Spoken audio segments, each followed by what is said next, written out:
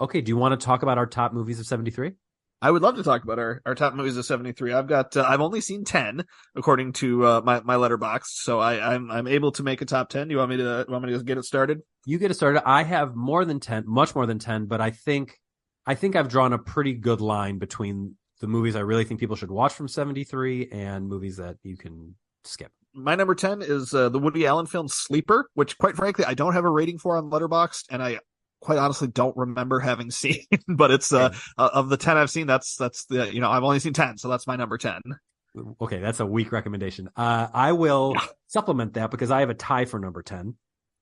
Two genre films. I have the French animated, it's like a cutout animation film, Fantastic Planet. It's very, very weird.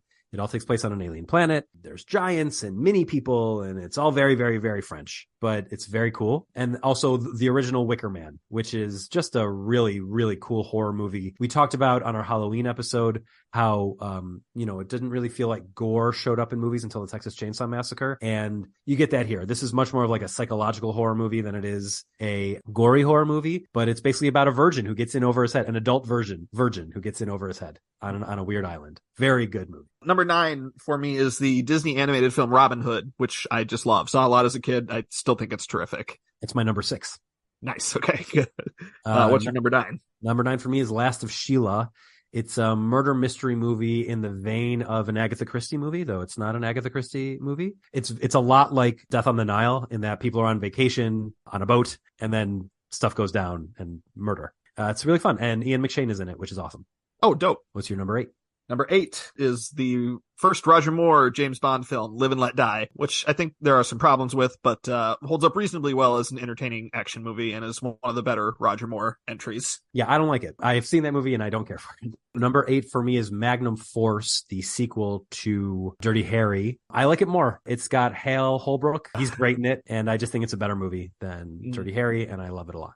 Then for me is the one we just talked about, Baby Cart to Hades. That's really interesting because number 7 for me is The Last Detail. Oh, nice. Okay. Number 6 for me is The Last Detail. Number 6 for me is Robin Hood, which I always have to shout out. We talked about this in the episode where I did my Disney rundown, but Peter Ustinov as Little John is the greatest thing in any Disney movie ever. Yeah, it's a classic. Speaking of classics, I mean, we're moving into some really upper echelon territory here with some of the with my top 5 of this year. Number 5 is The Exorcist. R.I.P. William Friedkin. So I've seen it, but a long, long time ago, and I don't have it rated on Letterboxd because I am afraid to watch it again. I'm not embarrassed. Pretty terrifying, yeah. I don't think my wife will watch it either. Number 5 for me is Lone Wolf and Cub, Baby Cart in the Land of Demons. Is that the 4th one? It's the 5th one. 5th one, okay. Yeah, they pumped out a lot of these. Multiples of these movies came out per year. It's so funny that they made 6 in like 2.5 years and then never made another one. Yeah. He died pretty young, the director. I don't know if that was part of the reason, or maybe they just lost funding or interest. What's number 4 for you?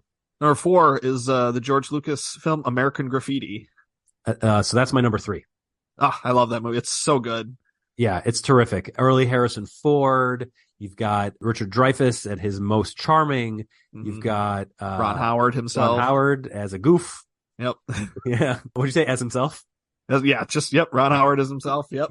He's just doing his own thing. It's great film. Number 4 for me is The Sting. Oh, great. Yeah. Great movie. Redford and Newman just killing it. Yep. And Robert Shaw. Yeah. Oh yeah. Number 3 then for me is Mean Streets, with De Niro and Keitel, the early Scorsese. Yep. Yeah. I don't like that movie either. Yeah. I remember that. Yeah, I remember that about you. Yep.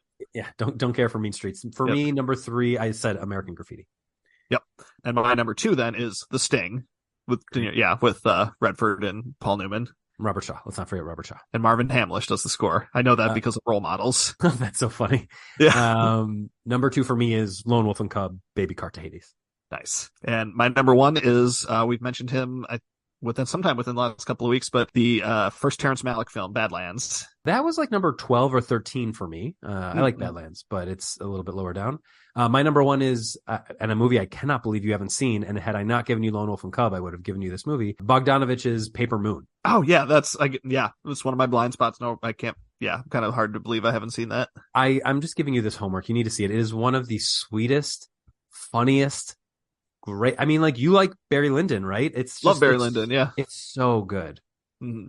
It's nothing like Barry Lyndon except that it has the same star, but it's a wonderful. And you've never seen The Last Picture Show, right? I think I have. Haven't done that either. Yeah. So so when we watch Last Picture Show, you should, for this podcast, you also need to watch Paper Moon. Yeah, I'll just group those together.